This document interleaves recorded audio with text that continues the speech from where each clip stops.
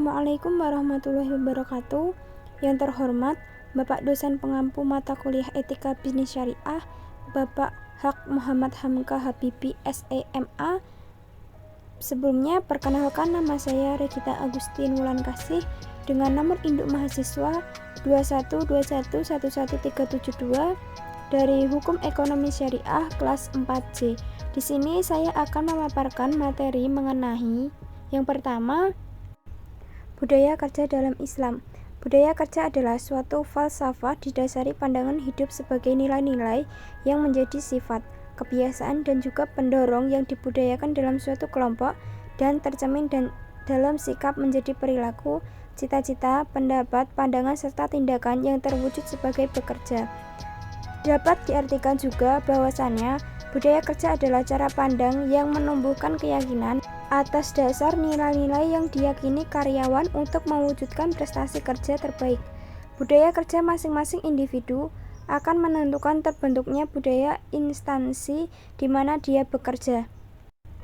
Islam memberi tuntutan kepada manusia untuk bekerja, kerja dan kerja, yaitu ikhtiar agar manusia bekerja sesuai norma dan etika yang islami. Norma dan etika yang mempertautkan hubungan manusia dengan Tuhan, manusia dengan manusia, dan hubungan manusia dengan lingkungan, yaitu 1. Hubungan individu dengan Allah. Yang kedua, bekerja adalah ibadah. Yang ketiga, bekerja dengan cara yang halal. Yang keempat, profesionalisme. Yang kelima, ramah terhadap lingkungan. Strategi pengembangan budaya kerja. Yang pertama, menciptakan organisasi yang cerdas budaya untuk dapat bertahan terhadap perubahan lingkungan. Yang kedua, membangun karyawan agar memiliki semangat kompetisi yang dinamis. Yang ketiga, meningkatkan kecerdasan emosi dalam membangun hubungan kerja. Akhlak. Akhlak menurut Imam Ghazali adalah sifat yang tertanam di dalam diri seseorang yang dilakukan secara rutin dan terus-menerus yang orang tersebut mengerjakan tanpa berpikir panjang. Akhlak ada dua, yaitu akhlak mahmudah terpuji dan akhlak mamunah tercela.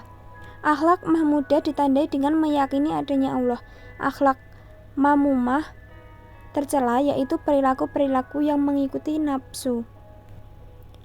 Profesionalisme adalah kemampuan untuk memahami dan melakukan pekerjaan sesuai dengan prinsip-prinsip keahlian. Pekerja tidak cukup hanya memegang teguh sifat amanah, kuat dan kreatif serta bertakwa. Dia juga mesti mengerti dan benar-benar menguasai pekerjaannya. Tanpa profesionalisme, suatu pekerjaan akan mengalami malapetaka dan kebangkrutan, juga menyebabkan menurunnya produktivitas dan kesemrawutan manajemen.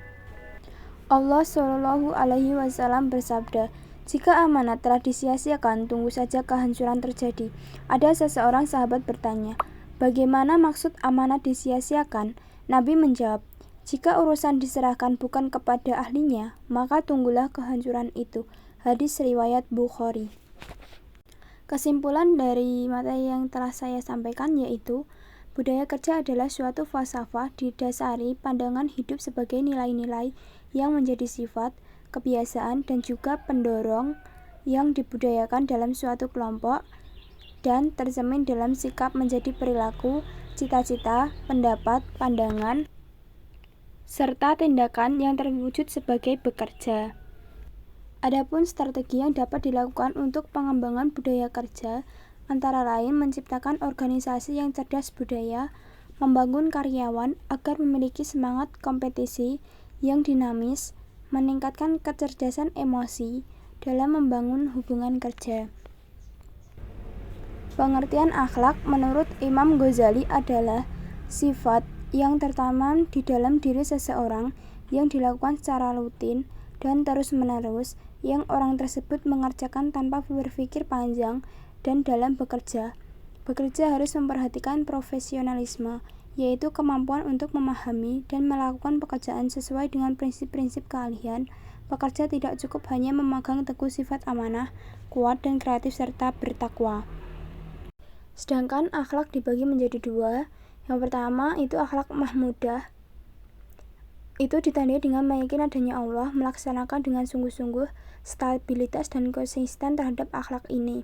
Akhlak ini stabilitas dan konsisten mengaca pada sehatnya jiwa dan hati atau akan kesalahan diri, malu. Yang kedua, akhlak mamunah. Perilaku-perilaku yang mengikuti nafsu yang condong pada perbuatan-perbuatan yang tercela seperti kebencian, dusta, ceroboh, tamak, munafik, dan lain sebagainya.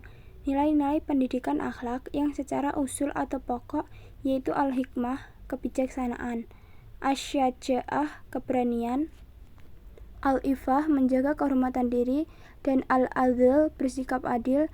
Tujuan pendidikan akhlak adalah untuk menjadi peserta didik yang mampu taqarrub ilallah atau mendekatkan diri kepada Allah dengan mensucikan hati untuk mendapatkan kebahagiaan dunia dan di akhirat. Sekian dari saya. Apabila ada kurang dan lebihnya saya mohon maaf. Akhirul kalam, wabillahi taufiq wal hidayah. Wassalamualaikum warahmatullahi wabarakatuh.